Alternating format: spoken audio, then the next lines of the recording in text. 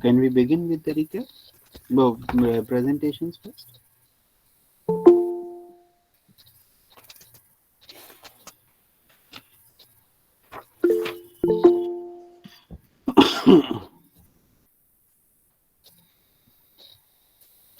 Good morning, ma'am. Good morning, sir. Good morning. Good morning.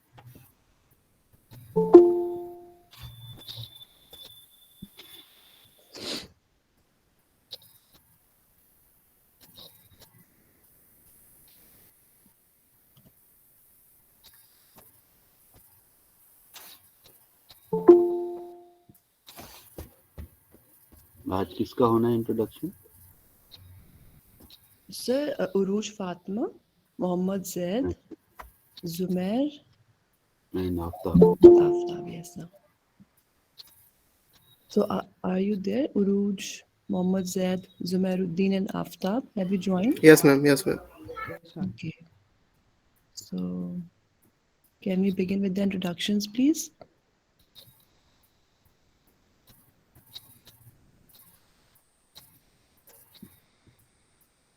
Can I start, ma'am? Sure. Please go क्या ahead. Uruj is not around? Yes, Uruj is also there. Uruj Fatma is joining now. Okay.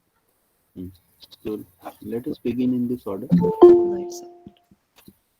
Uruj, kindly respond. Have you joined? Yes, ma'am. Okay, then please begin with the introduction. Assalamu alaikum, sir, ma'am.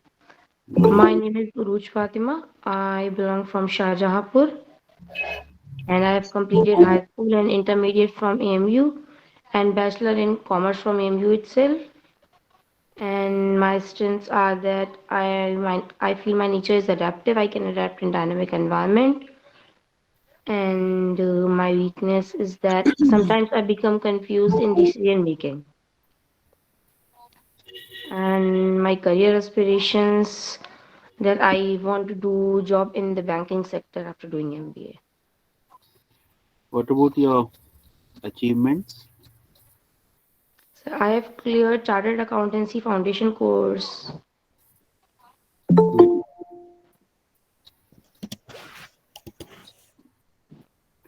Thank you, sir. Thank Okay. Zed. Zed, please unmute. Good morning, sir. Good Good morning. morning, ma'am. So, sir, my name is Mohammad Zaid.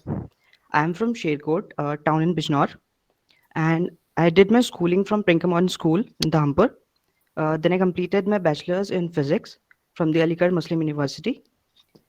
Talking about my interests, I'm highly into calligraphy and art-related sort of stuff, and I won two inter-hall calligraphy competitions here in AMU, and I also participated in one international exhibition, a joint international exhibition held between Iraq and India.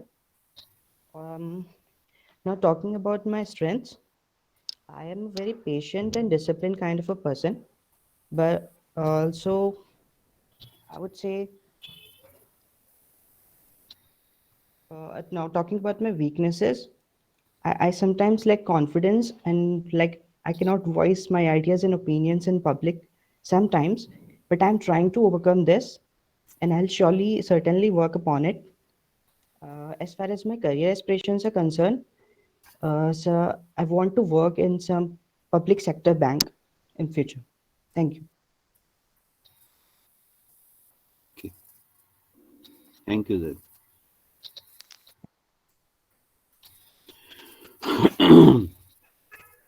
Zumair.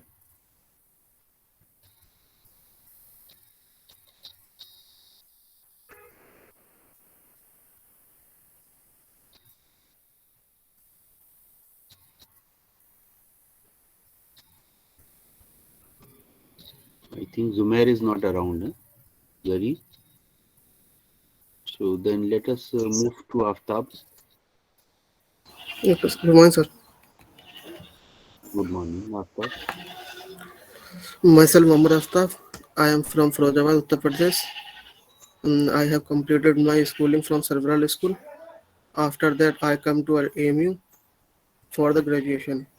I have completed my graduation in mechanical engineering in Aligarh Muslim University. I talk about my strength. I am hardworking guy and never give up. I talk about my weakness. I am poor in communication and I will work on it. Inshallah, I will improve it. And I mm, I talk about my achievement. I am qualified Tier 1 exam of SSC CCSL. Which exam? Thank you, sir. Which SSC exam? SSC Okay. Staff CHSL. selection. Staff Selection Commission. Yes, sir. Thank you, sir. And your career goals? I work on work in bank, private bank.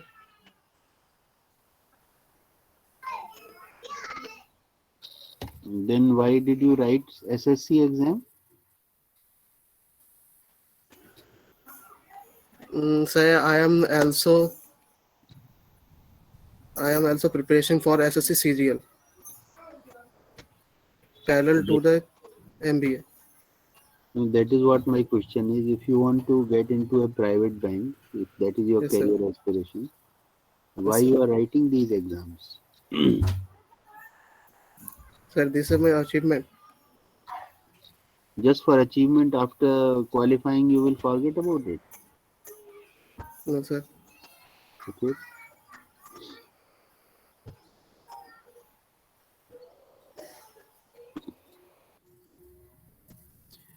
Anyway, shall we let us begin with the recaps now? Thank you, sir. Excuse me, sir. Yes. Assalamu alaikum, sir. Sir, since I was not present on the day I was supposed to give my introduction, नहीं, one of the student is missing. Could I give it right now? If नहीं, it's not a problem? no, no, not now. You have missed the chance. We'll come back to you later. Okay, sir. Thank you. Sir, Zumair has just joined. Yes, Zumairuddin? ma'am. I have just joined now. Actually, I Okay, okay. So can you just give me 2 minutes. I am connecting my earphones. Let us begin with the recap now. okay, so we shall be beginning with the recaps now. Vikash Gautam and Anamika Dikshit. Good And morning, today, sir. as the recaps were postponed by one day, so I Okay. think we have Sayyid Atik and Palaksh. Yes, Okay. yes. Right. Okay. Abdullah Shall I Aziz. start? Yes, Yes. please. So Abdullah Good morning, Aziz. sir. Shall I start? Yes, Yes, please. please. Please. Good morning, sir, ma'am, and all my dear friends. In the last lecture, Sir started by adding a few comments on the core ideas of the 14 Principles of Management by Henry Fayol. Henry Fayol presented his ideas in a book which was originally published in French language in the year 1917. The title of the book was Administration Industrielle et Générale. The English version of the book was published in 1949, that is, much later. That's why there is a gap in his ideas and the development of the theory of management. It took 32 long years. Why? Because the French in particular and the Europeans in general, they value their language a lot. In their countries, the studies takes place in their native language, whereas in India, the higher studies as well as research takes place in English. So that's why it took so long for his work and ideas to appear in the general domain. Sir then continued about his principles and told that his principles are very flexible and not rigid at all. Giving the example of one of his principles about the centralization of power or centralization of decision making, Sir told that the decision making in an organization should not be centralized, neither it should be completely decentralized, but rather it should be an appropriate mix depending on the situations. Sir gave the example of a university. Suppose some extraordinary situation develops in the university, like some cyanide takes place due to either internal or external factors. In that case, what will happen is all the powers come in the hands of the vice chancellor. Suppose some riots takes place in the university, then there will be some quick decisions which will have to be taken, like students will have to vacate the hostels, So all the powers, like earlier provost and registrar was also having some powers, but all these powers will be taken away, will be diluted from the provost and registrar. Sole decision making will lie in the hands of the vice chancellor. So we can say that the power decision making gets centralized in a disturbed situation. Sir then gave the example of a company which was in recession. It was facing liquidity crisis. So earlier, the purchase manager, who had the authority to pay off the bills of vendors, and on his clearance, the finance manager would arrange the funds. But what happened is the chairman intervened and he said that there would not be any outflow of any cash without his permission. So he identified the vendors and said that all the big vendors will not be paid, but the smaller vendors will be paid by the company. He had a word with all the vendors and told them about the crisis engulfing the company and asked them to bear with the company. So we can see how the power, which was earlier decentralized, the purchase manager was having independent powers, but as soon as some extraordinary crisis came in the organization, the chairman had all the powers in his hands. So that's why we can say that this principle is not rigid, and it's a very flexible one depending on the situation. That's why Henry Fiouli called his principles as the principles of management and not laws of management, because principles are flexible whereas laws are rigid. Whenever something is written as a law, it has to be obeyed at any cost, unlike principles. Okay, so moving further, uh, Henry Fiouli had a sir told that Henry Fiouli had a very good view of things, uh, as can be seen in the original explanation of his book called Classics in Management. His terrific mindset can be seen from an example which he gave in the area of division of work.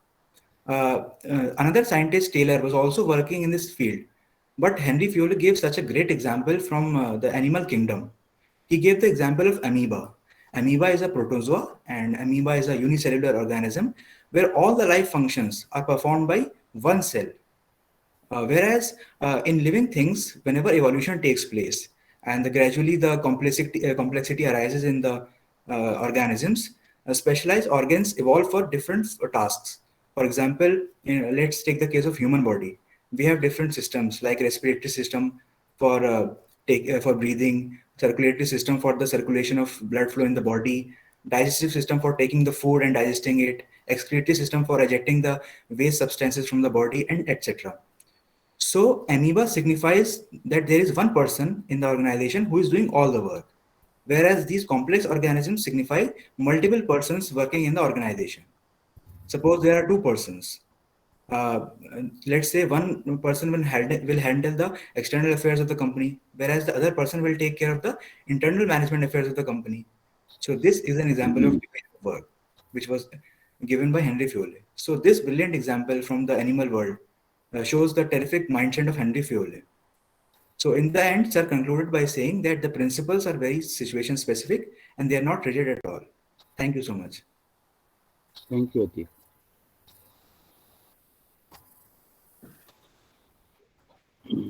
Then Palaksh will make. Yes, sir. Yes, sir. Good morning, sir. Good morning, ma'am. As majority of the points are already covered by my friend, I would just like to give a quick synopsis. So, in the last class, we started with the recaps, and we started with the introduction and the recaps, and then we came across to know that the book of the Henry Ford was mainly written in 1917, named Administration, the Industrial, the Journal, and then the English, the version of the same book came in the 1949. This is basically the main reason why the principles of the Henry Ford. The world came to know about the principles of the Henry Ford after 32 years, because there was a time lag between the translation of that book. And then we also came to know that the principles of the Henry Ford are quite flexible; they are not rigid, which makes them quite adaptable to the current situation and the current business environment also. For example, the principle of the centralization. We discussed two main examples of the centralization. That if the Senate is happens in the university, or there arrives in the city, then the administration will go directly into the hands of the BC. which will make it a centralized system of administration. But during normal times, during when everything is normal, then the administration is usually decentralization with certain powers to certain levels of the management. Then we came across another example of the recession, that when Sir was basically connected to a firm which faced a liquidity crisis, then how the purchase manager, which usually had the authority to sell off the vendors and pay the bill of the vendors, and during the recession, the authority of the purchase manager was directly taken into the hands of the chairman of the company, and he selectively paid off the vendors so that there is not immediate loss or immediate harm to the firm. Then we also discussed about how these principles are they are called principles, not the laws, because of the flexibility they possess, and the rigidity which laws usually have. It is basically absent in these principles. Then uh, we also discussed about how the mindset of the Henry Pure was. He possessed the mindset of a top level manager and the top level person. For example, he explained the division of the work by the principle and the example of the amoeba. He explained that amoeba is a unicellular organism, and like unicellular organism, all the body functions are usually done by a single cell.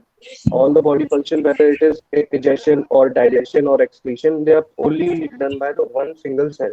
But whereas the body becomes more complex, when our body becomes more mature and complicated, then there is a division of the work in the cells too. A similar things happen in an organization. When there is a large organization working, normally the organization of the two people, then there is a division of the labor in that too. Various works are divided into the various levels of the management to achieve the desired products or desired goals.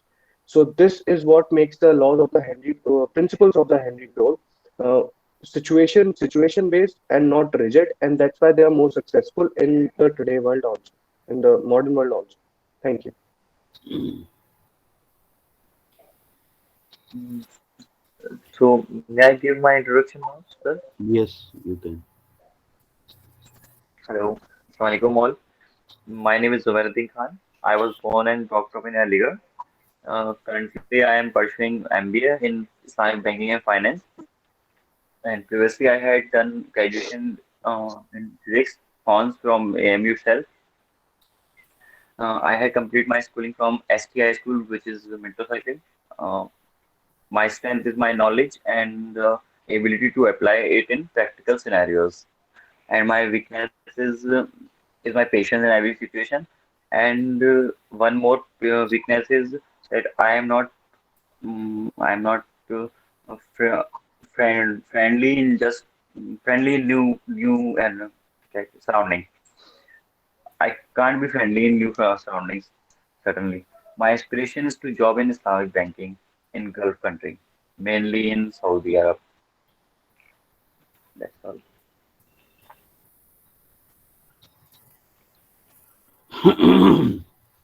Okay, so let us comment on the presentations first. And I think both Uruj and Zed, they demonstrated good communication skills. Although content-wise, I wish Uruj had slightly more content than what she covered. In fact, many the key points, for example, about CA, she shared only on prompting. So make a judgment. This is when we introduce ourselves. Actually, we are, you know, discussing our USPs, as we call them, the unique selling propositions in marketing parlance. Hmm. So we should assess our personality properly and see what will make a difference to us. Hmm. So we are not introducing, we are making a difference for us, isn't it, through our introduction. So that focus has to be kept in mind. But overall, she was good and she had good, lucid communication. But somehow I felt that content has to be more appropriately framed. Okay, sir. Zaid, you did a good job in terms of you know, making your points of differences, like you talked about your passions, such as calligraphy and all that. And that was good. And maybe I would, when we meet someday, we will discuss this issue as to how your background of BSc physics will help you in getting into public sector bank. You have mathematics also, I understand, along with physics. Yes, sir. Yes. Hmm. You can highlight. I've been a student of these courses. Have studied these courses, which will help me in clearing this exam. Yes, I did my 12th in PCM. Hmm. Then Zubair, Aftab, you did your BTech from Aligarh. Is that so? Yes, sir. In mechanical. Yes, sir. Okay. So you have already identified your concerned area, that is language, and especially I would like this to be a point to be noted by everyone that in formal communication we need to avoid words which are classed as slangs. Like for example, I say I'm a guy who is interested in this. A guy may be good when we are carrying out table talks or just informal conversations, but in a formal communication, such words may be avoided. Is it? Okay, sir. Now, Zumair, Yes, sir. for example, you one of the point you said you have an ability to apply knowledge that you have learned. Now, in order to make our communication credible, we have to maybe elaborate or give some examples, cite some examples. Like, for example, what kind of knowledge application that you might have done till date. Like studies of up to a 10th class, Pardon? uh, like study of subject of up to 10th class, as I am giving tuition from 6 years, that's why I So speak of it. you can say this that I give tuitions, so that way I learn better, isn't it? As they say, to teach is to learn twice. Isn't it? So elaborate that point. And one more courtesy which I expect from everyone. First, we should not be late for the class. And second, if we are late, then and we are holding back the entire class, then at least some apologies may have to be Yes, sir, tendered. sorry for that. As my education has Not, lost when the class. no, I don't want an explanation. The fact is, you joined late and you started the introduction as if nothing has happened. That's what I'm saying. We have to make that judgment. That is a social sense that we need to have. If we were delayed for whatever reasons, I'm not going into those details. At least an acknowledgement of this has to be there. That's the minimum courtesy we expect.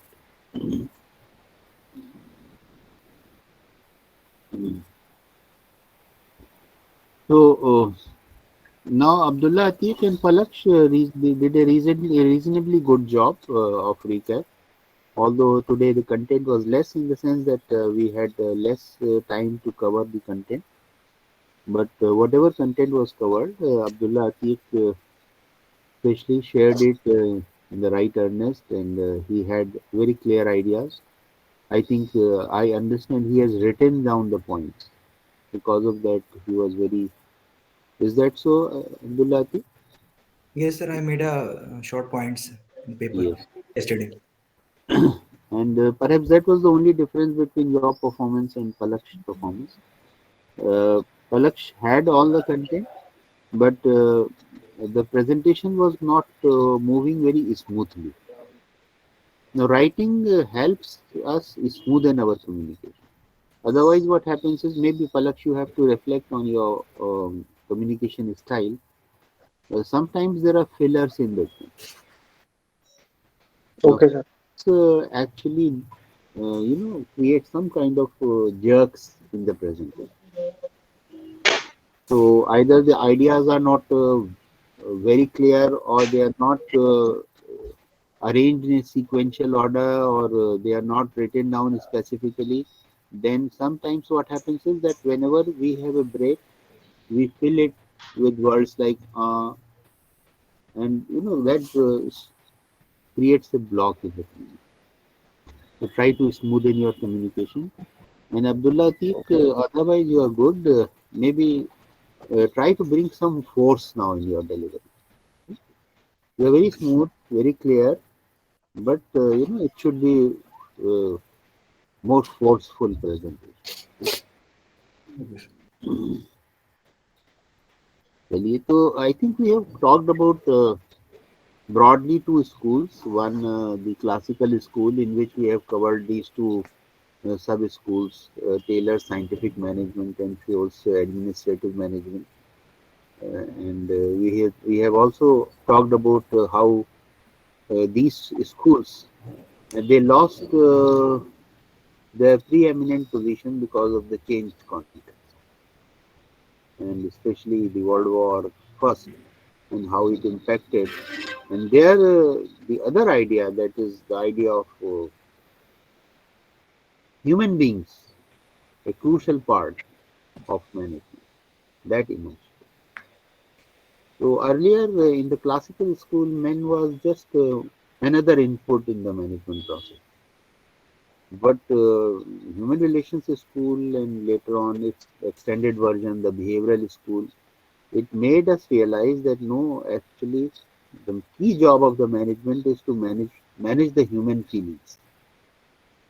And human feelings are very complicated because they are at different levels of needs. All human beings are, that is why this idea of Maslow, the hierarchy of needs. So, as a manager, our job is to understand at which level the other person is. So, maybe if we incentivize through some, financial rewards, people who are at the physiological level or security level, they may value those things. But somebody who has already achieved something in life, and he's part of the team, how do you engage with that person? So each person has to be targeted specifically.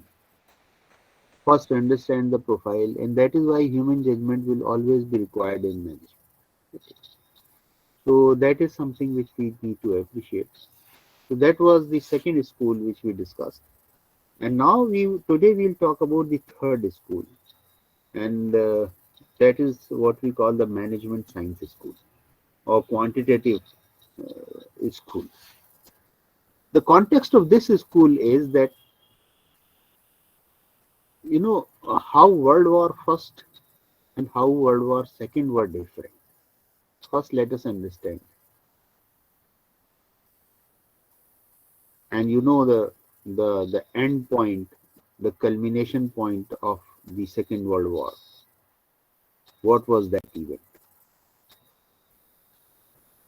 That event was, if you remember, was the dropping of bombs on Hiroshima and Hiroshima, Nagasaki. Nagasaki, yes, sir. So, and that ended the war. It caused such a huge devastation. So, have you reflected on this question? How First World War and Second World War were different?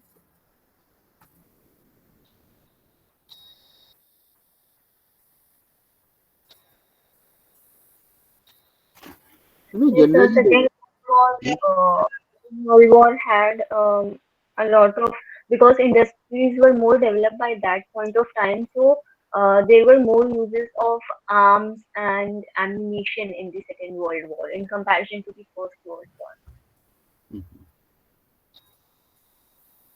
in fact, generally when we talk about wars. Wars were always about personal bravery, isn't it? And combats, personal combats, valor was important. So those who were brave, those who would face those skirmishes, they would win. But Second World War was different.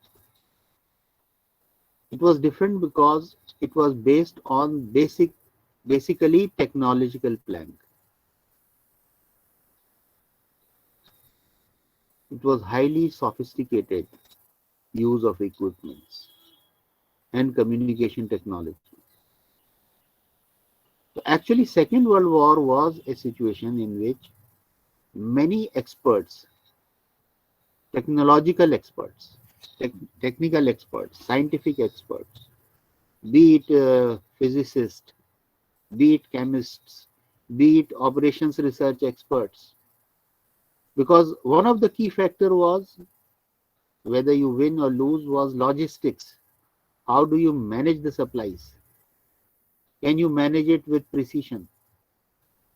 If some armory or other civil supplies also have to reach to a particular place, can you manage it properly? So this was the war which saw use of experts, experts from very specific technological domain, and they developed highly advanced scientific techniques. And when what happens is when a technique gets developed, it finds its uses elsewhere as well. And the business world was very adept at using those techniques. Like for example, the techniques of inventory management. Now, this is not only a war situation which requires inventory management. All business organizations require inventory management, logistics.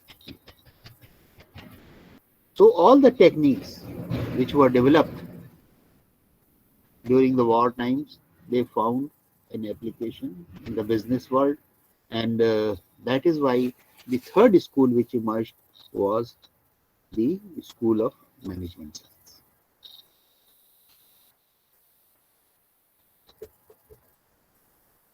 So there are many techniques which you will learn in your quantitative techniques paper, like for example, queuing theory is there, or transportation models are there, probability you will hear, you will learn that. And all those you will find have their applications. Like for example, I use the services of a bank which is basically catering to a heavy clientele which has monthly salary disbursements. So my bank, for example, State Bank of India Medical College branch, it services customers who are primarily university employees. Now, on a salary day, the bank has to expect a heavy rush of customers. So, especially on a salary day, I see that they make some judgments because they have their own assessment of how much time a customer should spend in the bank in a queue.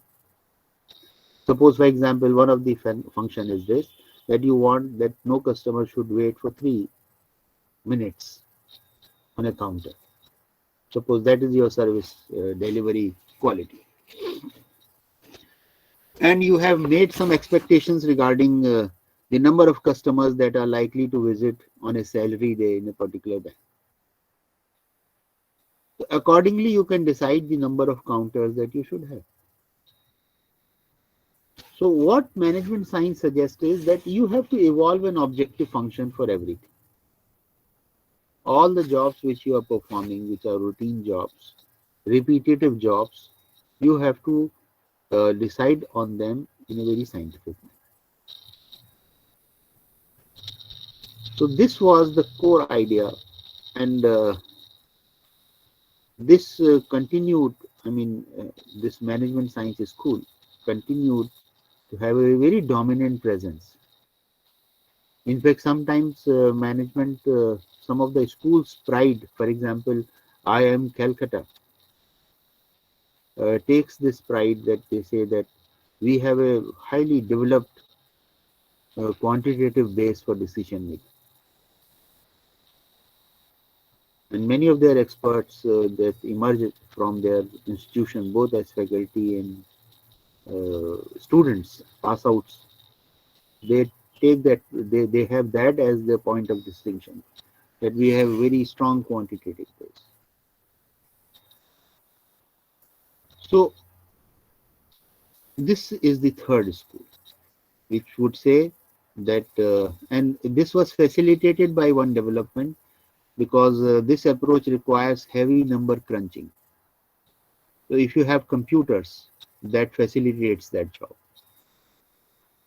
So quantitative basis of decision making evolve a objective quantitative basis for decision making, and this job is facilitated with arrival of computers. And you know that was the phase when the computers arrived, and maybe not the palm top kind of things that we have now. They were big, huge calculating machines, but they were there, and that facilitated the job of number crunch. So many a times it was thought that decision making is all about understanding all the variables that are at play and evolving, fitting it into an objective equation, so that if you can change, for example, if you change the one variable in this example of queuing theory which I discussed, that suppose you expect that today the number of customers are expected to be not 200 but 250. So the moment you change that, you have the outcome of it, how many counters you would need. So the decision making as per this approach is simplified because of that objective function that has. So this was the third school, and it continued to have a very dominant presence. Even now it has a dominant presence, especially for all routine jobs. This is a good way to decide things, where you almost do away with the human factor in this, because you have a equation to solve, and you solve that equation and you get your decision. But then there are human side of every decision making situation. And now I'm coming to the limitations of quantitative approach. What is the limitation?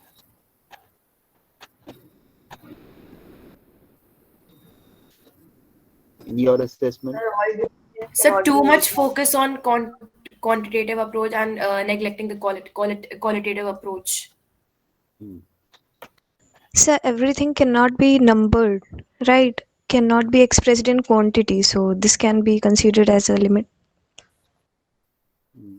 and so computer is just a machine. It will produce results that are asked out of it. In a way, it will produce the results only that it can produce. So agreed, because for running a computer, a human will be needed. So our human skills are important at this point as well. There is a principle in computers which is called the GIGO principle: garbage in, garbage out. So, what do you feed into the computer? That matters.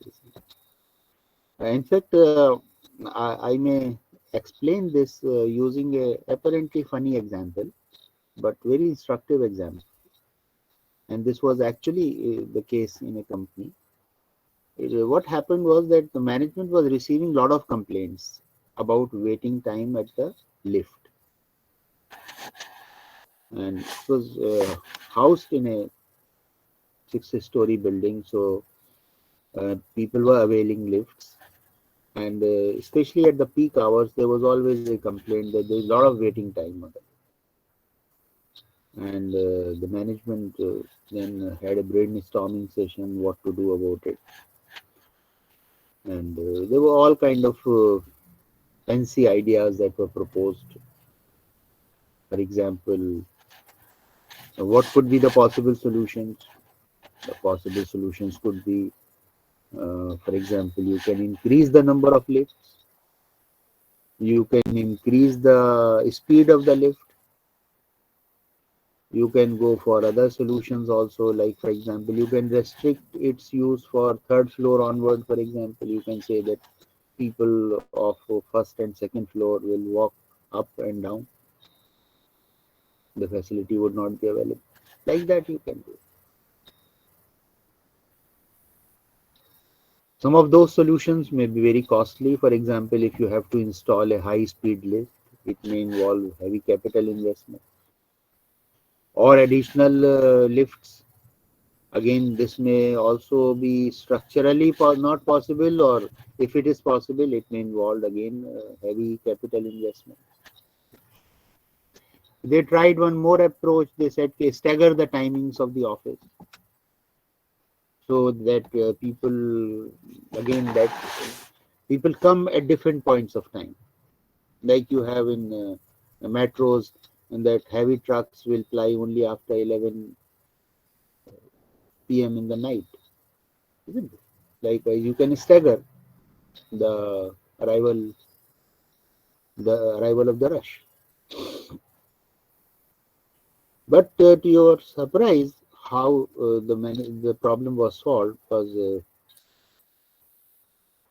that somehow somebody asked the liftman also what could be the solution of this problem. The person who was manning the lift, and he said it is no big deal. You install a life-size mirror in on the front gate of the lift, and the problem, all the complaints actually vanished.